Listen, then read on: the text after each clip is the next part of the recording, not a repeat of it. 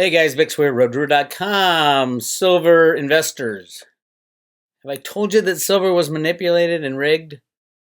And the exchanges are colluding with the bullion banks, are colluding with the regulators, are colluding with the president, are colluding with everybody in the government. Have I told you that?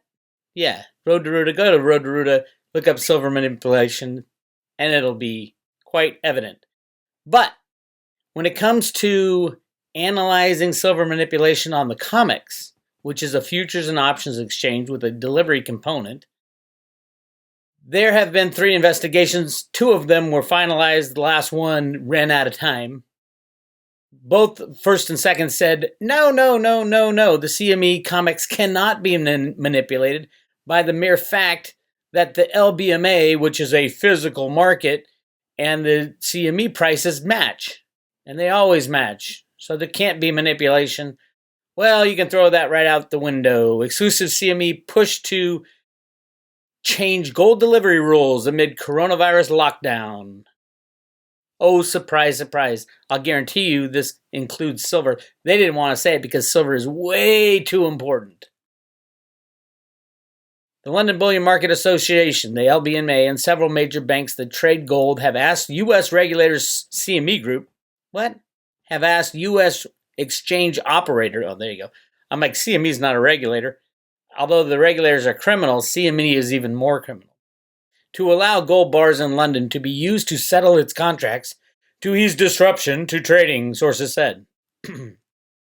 London, March 24th. The LBMA and several large banks, I just read that part. The gap between gold futures and the CME COMEX exchange in New York GCC1 widened above London spot prices by as much as $70 per ounce. That is the definition of manipulation. You've got a futures and options contract trading well below the physical, theoretically the physical, or 4% on Tuesday. And what is happening? The CME is running up against deliveries at the end of the month. And I guarantee you this is not about gold. This is about silver. The two usually remain within a few dollars of one another, and the gap skewed trading in the London market, causing activity to fall. I wonder why. Criminality. Oh, it's embarrassing that the regulators, the CFTC, who's supposed to regulate this market, is even, they haven't even commented on the DOJ charging 6 JP Morgan traders with silver price manipulation over the past 10 years when they ran 3 investigations. They haven't even commented on it. Welcome to the jungle, my friends. Traders feared shutdowns of air travel and precious metal refineries due to the coronavirus outbreak will make it harder to ship bullion from London to the United States to meet contractual requirements. Well, why were you selling gold that you had in London? Why were you selling it in the United States where it had to be delivered? Or were you not expecting any delivery calls? Remember, gold and silver are the same when it comes to deliveries on the COMEX, except for one big thing. Silver's much more important. Actually, I think next month is the silver delivery month, and this month is the gold delivery month. But they're gonna run with each other wherever they go, and silver goes faster up and faster down. If it's a bull market, silver's gonna run a hell of a lot faster than gold, and vice versa. And it's not free market trading; it's allowed to run faster. Silver is the key to destroying the banking system, even with the bailouts. Keep an eye on the price of silver. As soon as it blows past $20, $30, $40, $50, you're going to see a lot of banks go down in flames. London is a key storage center where thousands of tons of metal underpin trading, but it uses 400-ounce bars, which must be melted down and recast as 100-ounce bars to be accepted by the COMEX in New York. So basically, they were dealing in way too much gold that they did not have in inventory, and now they're getting called for delivery. The LBMA and executives at the major gold trading banks asked CME to allow 400-ounce bars to be used to settle COMEX contracts, said 2 sources, both of whom were involved in the discussions. So somebody wanted this information out there. No one was immediately available for comment. Surprise, surprise. Rule change would be obviate. Anyway, the rule change would change the need to reshape and transport metal, meaning it could remain in vaults in London while ownership is transferred. It's all a fucking paper game anyway. If this happens, spot and future prices could converge and markets trade normally. Well, where was the CFTC on this? Why were they allowing them to trade gold so much far below the value of real physical gold? That is completely illegal. That's market manipulation, you idiots. They're not idiots. They're in on the con. It's embarrassing. It's totally logical, said an executive at a gold trading bank. That's JP Morgan. In London, there's no shortage of metal. Bullshit. Yeah, there's a lot of metal in London. It's all owned by somebody. Of course there's a shortage. Who the hell would, in their right mind, would sell gold at such a cheap price? It's a function of the value that somebody's willing to pay. Just triple the price and you'll find as much gold as you need. Same with silver. Except it won't be triple, probably 10 or 20 times for people to give up their silver. You'd be insane to sell your silver. As a matter of fact, great time to swap your gold for silver. Sources said that the CME had not made a decision, and any change to its rules would likely take several days to implement and require regulatory approval. And we've got end of the month coming up, so are they going to do it after and somebody's going to default? We'll have another default. I think there's 3 defaults already on the COMEX. Large trading houses defaulting. This is all in my timeline, by the way. The LBMA, which oversees London trade hubs, said it stood ready to support the functioning of the market in any way it could. Because they're in on the con, of course. It earlier said it had, quote, offered its support to CME Group to facilitate physical delivery in New York. Yeah, but you don't have 100-ounce bars.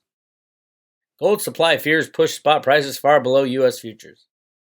3 Swiss gold refineries suspend production due to threat of virus. And there's no gold to refine. Volatility in New York prices impacting liquidity in London. These criminals are ridiculous. Where's the silver price? Up again. Up to $14.50. They're slowly letting it move up. I hope you have yours by now, and I'm hearing $10 above spot for Silver Eagles. $10. That's you're paying double. That's insane. But it's the fact of what's going on. And as you can see, silver's moving a lot faster than gold. Why? Because it was pushed down a lot faster, a lot deeper. JP Morgan needs to go to jail. They should not be in here trading anything. And from Zero Hedge, the gold market is breaking down. Gold spreads explode as LBMA warns of liquidity problems. There you go. Last night, when observing the unprecedented gold run on precious metal dealers, which left all gold vendors with little or no physical gold, we said that the price of physical gold has decoupled from the paper gold.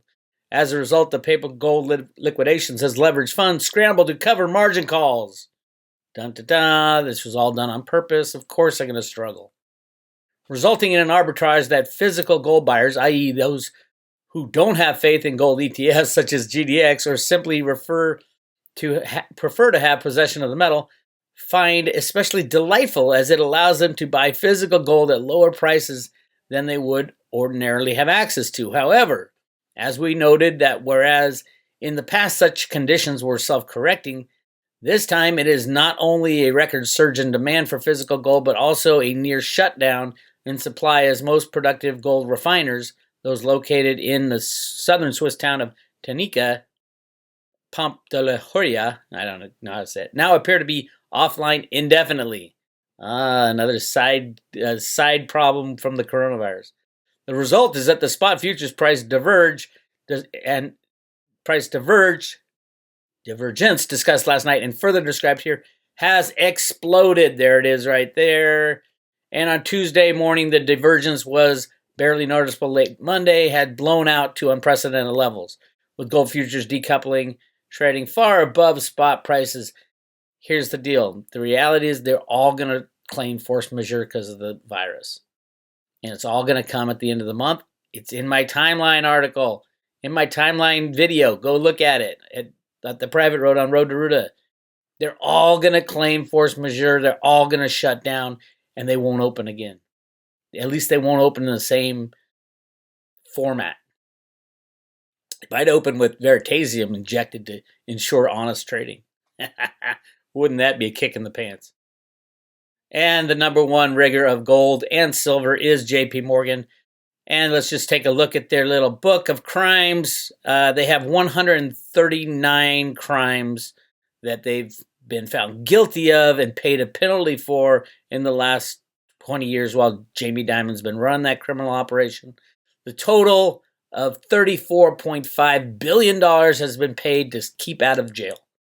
Do we really want to bail these guys out? Do we really want to, Mr. Congressman? You really want to bail out a bank that you give the ability to create money out of thin air 10 to 1, and they make 139 major violations in 20 years, paying $34.5 billion to them now is just a little cost of doing business. If we make 34 trillion, yeah, we'll pay out 34 billion and we all get our bonuses.